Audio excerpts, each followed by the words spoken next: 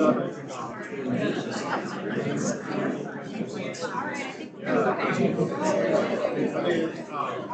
we're going to go ahead and get started. Can everybody hear? I think it comes right on top of my mouth. All right, we'll try again. Can everybody hear okay? All right. Welcome to the Des Moines Teachers Annual Meeting. Thank you for coming out on this beautiful day. And I told somebody earlier I didn't know if we would have good attendance because it was raining and you didn't have anything else to do in the rain, or if we would have poor attendance because nobody wanted to come out in the rain. Glad you're here. I'm Kathy McKay. I'm the Director of Employee Services, and my team oversees the Des Moines Teachers Retirement System from the administrative side.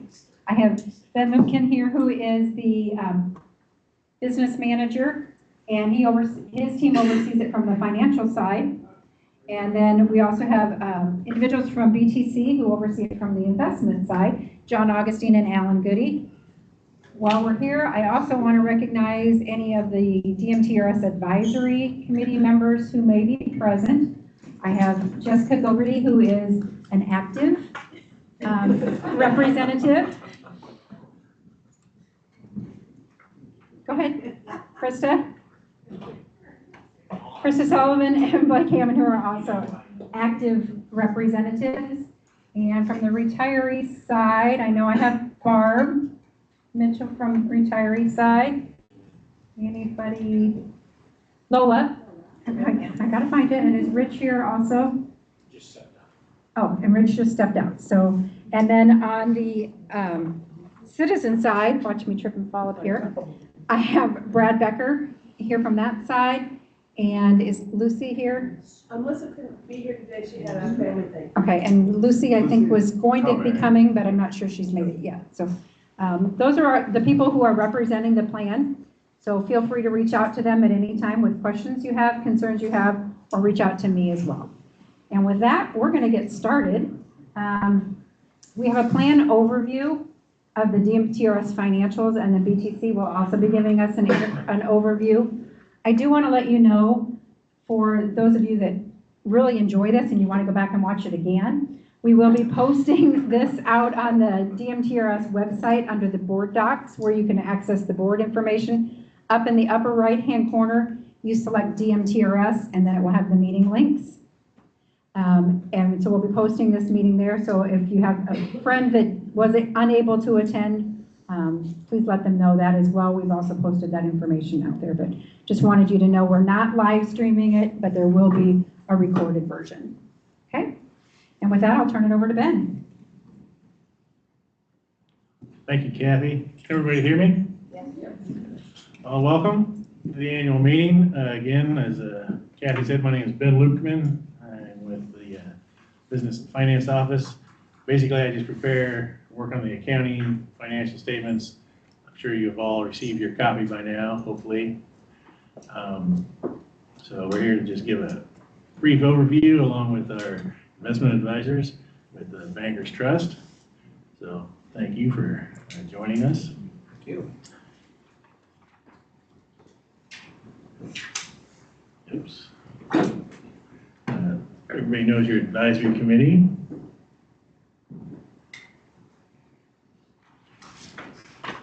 And just a brief summary of your membership. You have 114 active members as of June 30th, 2024, and you'll see how that compares to June 30th, 2023. The recurring theme here, of course, is everything is going to decrease.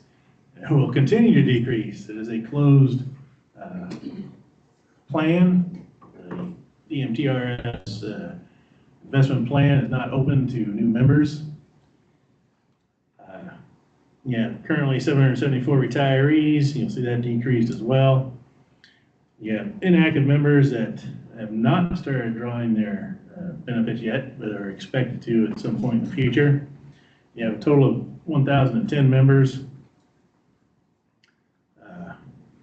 Again, a decrease of 39 members from the prior year.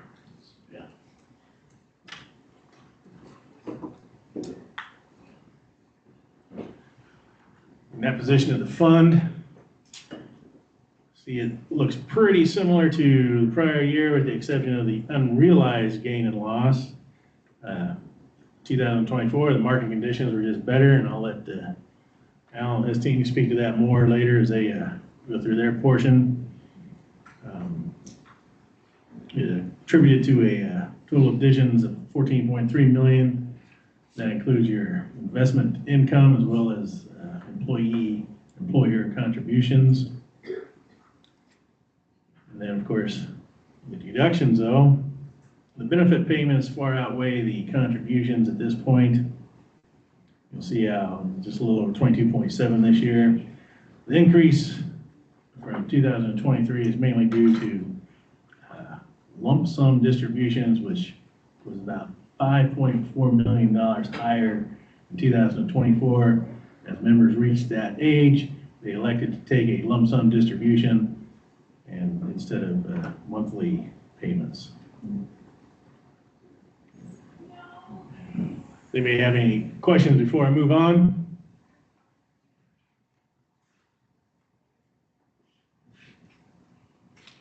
A brief financial comparison. Net investment income, you'll see how it's stayed stable from 2023 into 2024. Contributions went down just a little bit. Again, that's due to declining active members.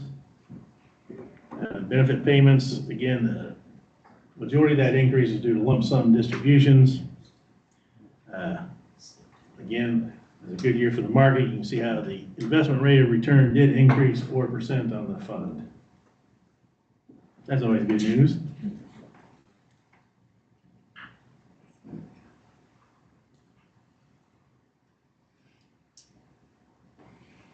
Plan assets have decreased $8.6 million. That's from the change in your fund balance. All the contributions are greater than the additions.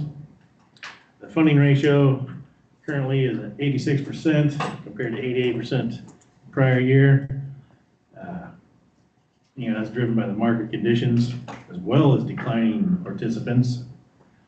And just as a benchmark, the latest figures for IPERS are there at the bottom.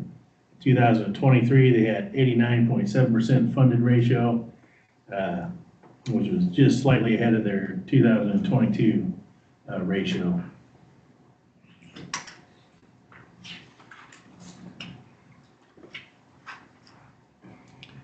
As we look forward to the future, all we can really look forward to is continued collaboration between all the plan stakeholders, retirees, the active members, the district, our investment advisors, comprehensive consideration of all practical opportunities to improve the plan.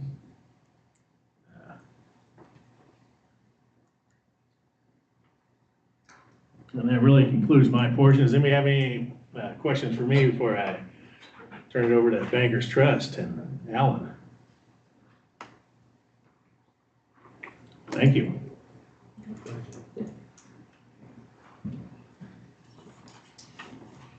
There's John. Yes, thank you. Yeah, as Kathy noted, I'm John Augustine. I'm the Chief Investment Officer at BTC Capital Management. So I've had the opportunity to help with the investment management on this plan for a long time, actually going back to 1996. So it's been a great opportunity to be able to have that experience. So we'll just start with a few notes on the plan in regard to the investments in terms of taking a look at the governance. In case you're not aware, there is an investment policy statement, which is the document we use to serve as our roadmap in the management of the plan assets. So there's a variety of different parameters that are incorporated into that document that basically, once again, give us how much latitude we have in managing the plan and how we're going to structure it within the parameters that are contained in that document. If there is any change in that IPS, it is something that we discuss with the advisory committee, and then if it's decided to go forward with any changes to the plan document, it does go to the school board. They serve as the trustees of the plan, so the decisions ultimately reside with them. In terms of how the portfolio was positioned and the value as of September 30th, the value overall was $181 million, excuse me. and 73% of that was represented by bonds and money market funds. The remainder, 27%, was in equities. We are utilizing a variety of different types of equities in the portfolio, and we've added several different things over the last few years to help enhance the return from an income and a total return perspective. But one of the things, given the performance of the equity market since September 30th, that equity ratio is now up to about 29%. So we've had some very strong returns as of late, and that has helped push that weighting for the equities up to that 29% level. Taking a look at the fixed income component of the portfolio, corporate bonds, 60% taxable municipal bonds, 22%, 12% mortgage-backed bonds.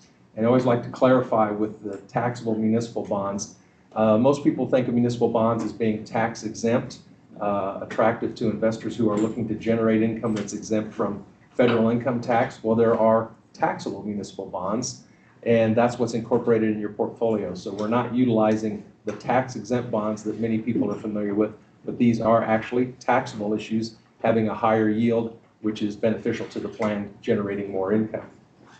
In terms of the average maturity of these bonds, 8.3 years. So as you can certainly realize, this is a very long duration plan and portfolio. So we do have bonds that extend out in terms of their maturity somewhat, creating an average maturity of 8.3 years. So that's one of the latitudes you have when you do have a plan that's so long in its tenure and duration. And then the current yield of those bonds right now is just a little bit under 5% at 4.8%.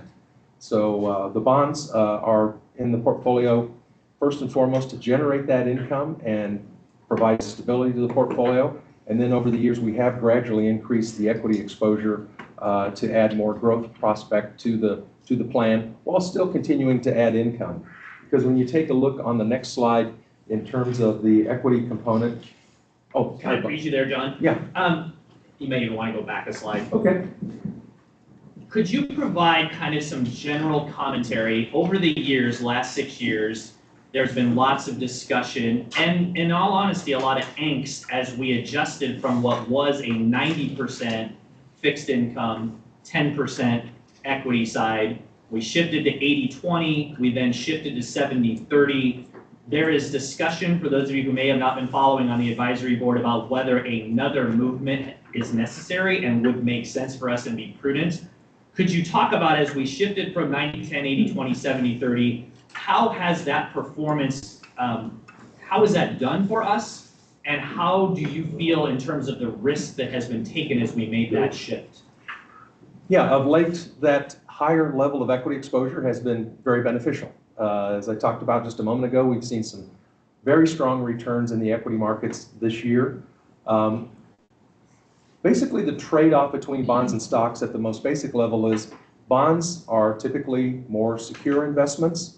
It's basically like you're making a loan. If a corporate bond, you're making a loan to a company, and they're going to pay you back on a specific date. But in the interim, typically, they're going to pay you interest every 6 months.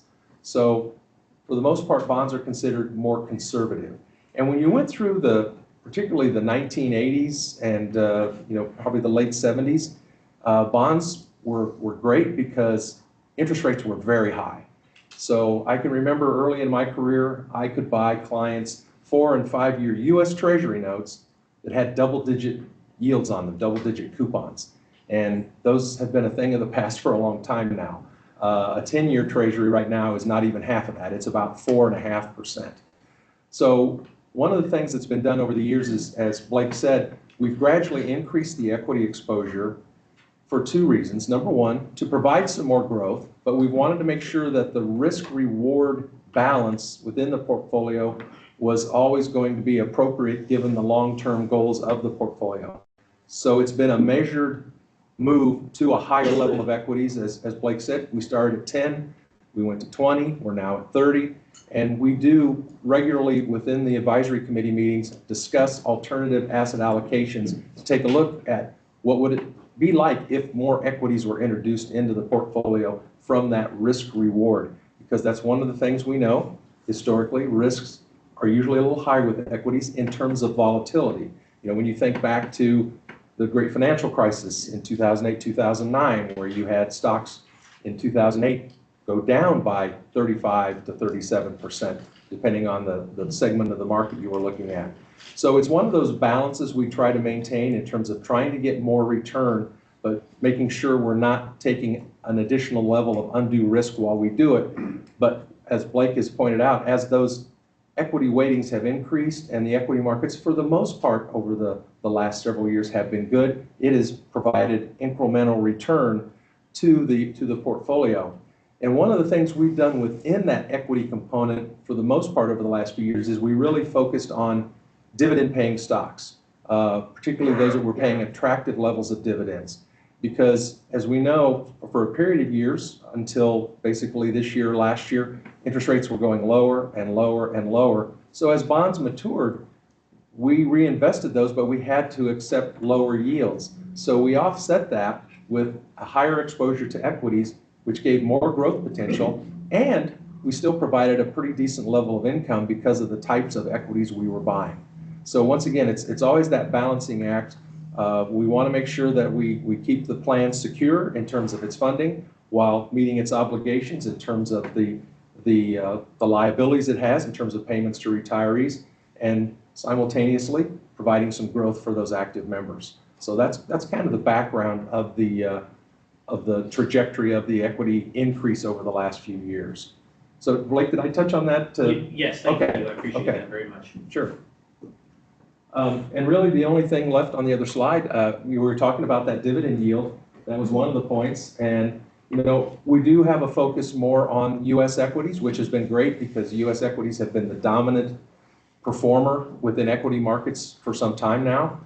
We have added some small cap domestic stocks, we've added some international equities, and we've added some more growth-oriented equities to the portfolio over the last couple of years as a way to diversify it. Particularly, we've added that as interest rates have started to come back off. So it takes a little bit of the pressure off from that period where interest rates were so very low. So it's allowed us to diversify a little bit within that equity component to have a little more growth exposure in addition to the income emphasis that we had put in place some time ago to help offset the decline in bond yields.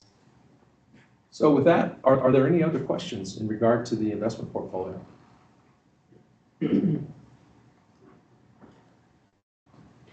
If not, I will yield to, maybe it's Kathy that gets to take over.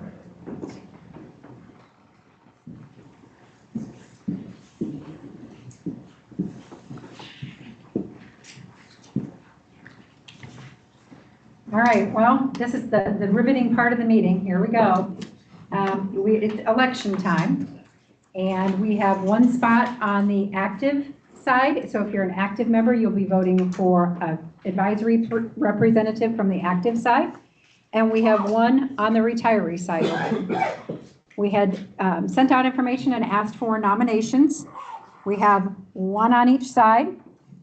So Blake Hammond will be running on the active side for advisory council. So again, if you're an active member, you can vote for Blake or any write-in that you feel would want to serve in that capacity.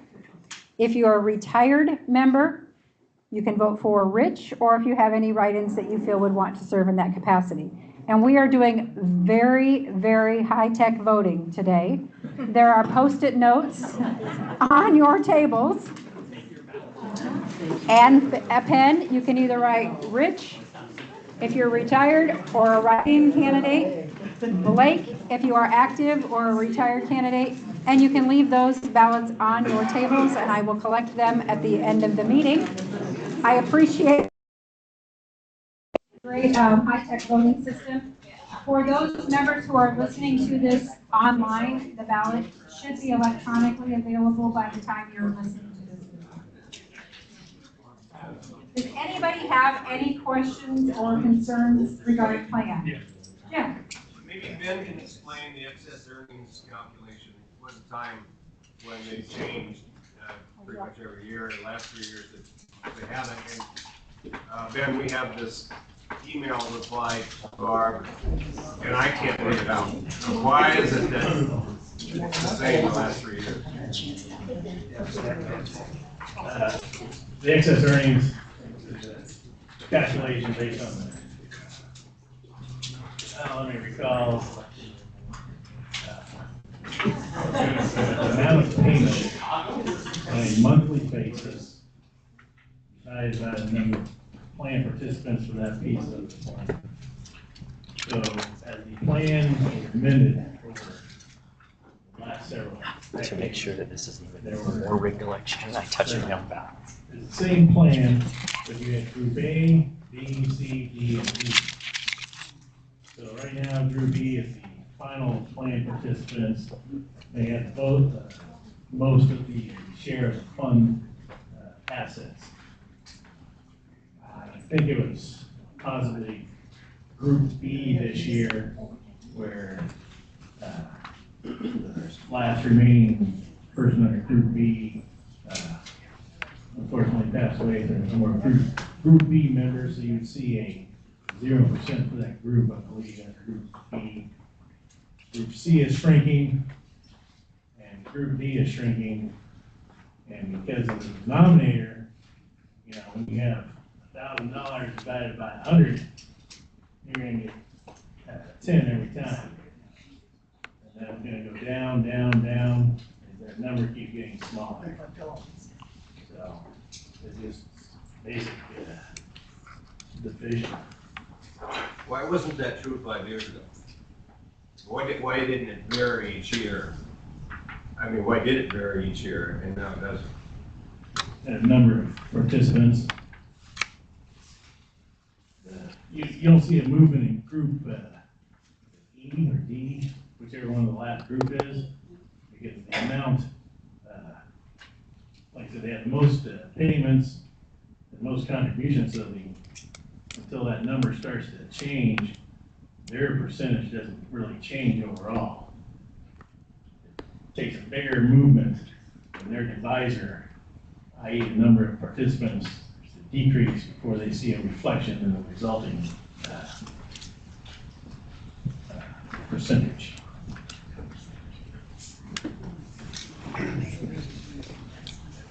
Jim, I could offer up also, if you wanted to, we could meet off and you could look at the actual spreadsheet calculation, if that would be more helpful for you to understand the calculation and put some context behind it.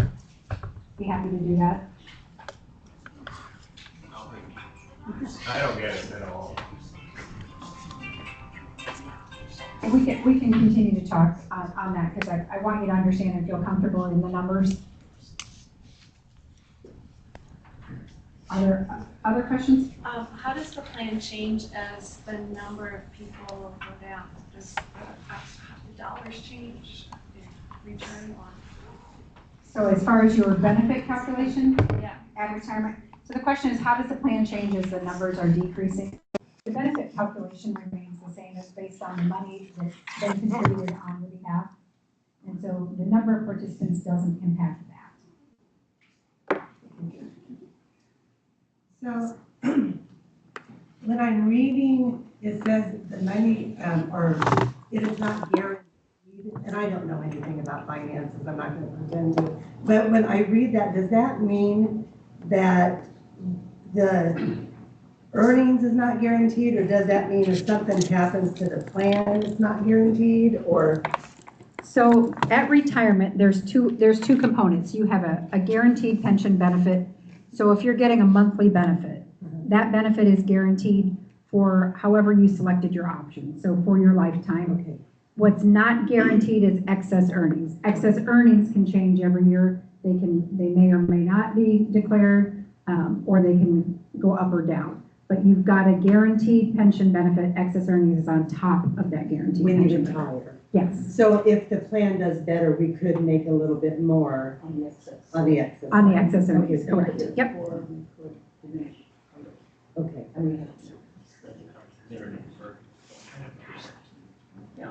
Did that help?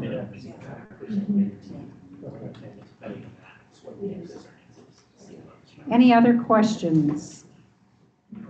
Yep. Do you think there will be a future retirement incentive? So the question is, do I think there will be a future retirement incentive?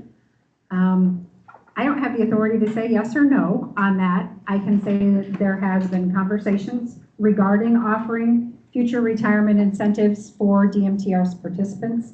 Right now, there's been no decisions made on that, but there are people continuing to advocate for that. And that's probably the most I can give you at this point in time. Kathy, who would be the decision makers that folks should be advocating to in that scenario? So ultimately, the decision maker would be Dr. Roberts and the board. So that's where those conversations need to go. Kathy, how many people took the retirement incentive? Is that number public knowledge? Okay, that's the. It would be public knowledge, and I should have it in my head, but I don't. I can see my list. There were a fair amount. I wouldn't say an overwhelming amount, but there was a decent amount. I will continue to say that the people that come to me and ask me about the retirement incentive are really torn because they like what they do and they want to stay doing what they do.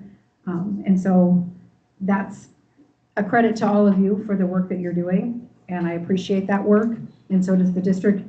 But on behalf of you, also then advocating for that incentive so it doesn't feel like it's a I have to take kind of thing. Yep, another question? Good. So is our plan tied in to Des Moines Public Schools? So like if something happened, and God forbid, but is our plan separate from Des Moines Public Schools?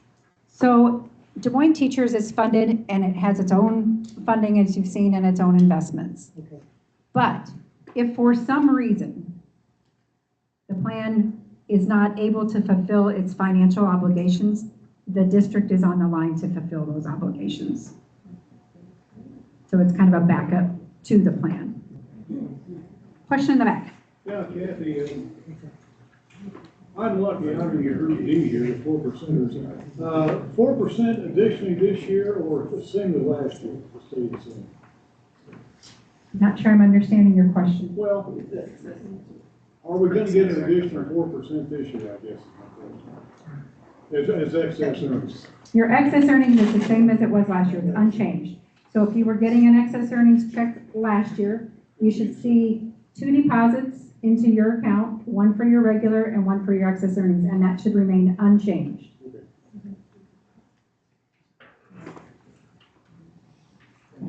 I do want to reiterate, this is your plan. And so if at any point in time you have questions, you have concerns, please reach out. You can reach out to me through email, through phone, your advisory committee members, all of those individuals. So please do that. That's what this plan is for you to be able to advocate and give those concerns. And with that, I'm going to wrap it up. If there's no more questions, I will take the secret ballots. They will not be tampered with between here and the official counting place. And the results will be released soon. Thank you so much for your attendance and have a good night.